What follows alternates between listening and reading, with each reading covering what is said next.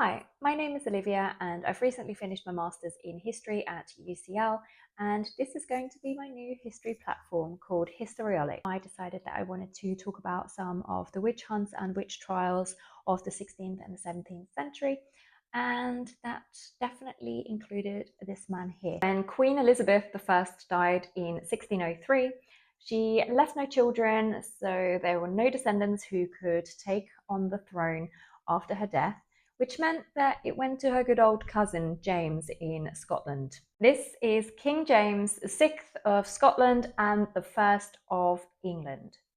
What did he have to do with the witch hunts and witch trials in England in the 16th and 17th century? This is Anne of Denmark.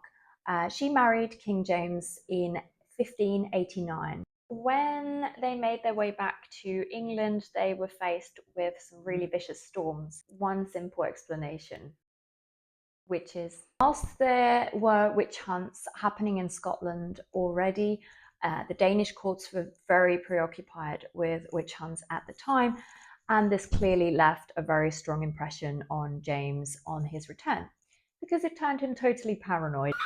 Scotland was very much engulfed in witch trials by autumn 1590, and the king himself interrogated many of those who were put on trial. In 1597, James wrote a book called Daemonologie, and it was a piece that was very strongly opposed to witchcraft and somewhat served as a handbook for future witch trials.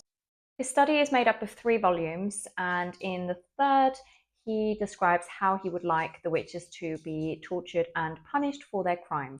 When James took the throne in 1603, he had the book Daemonologie reprinted, which then encouraged further witch trials. In James's own words, "They ought to be put to death according to the law of God, the civil and the imperial law, and the municipal law of all Christian nations."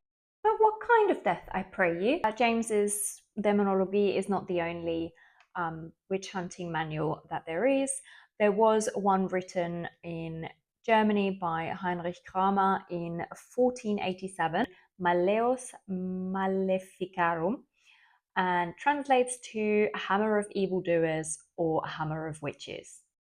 James I reinforced the death penalty in 1604 for anyone convicted of invoking evil spirits. Of course, most of us are familiar with witches being burnt at the stake, and this was a very common technique in early modern Europe. In England, many witches were hanged. So how did they know that these women were actually guilty to warrant such a gruesome death?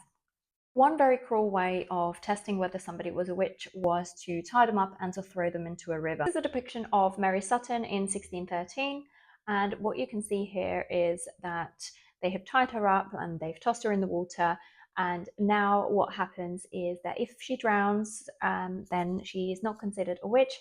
If she floats, then she is a witch, because water was considered pure, and of course water would reject evil.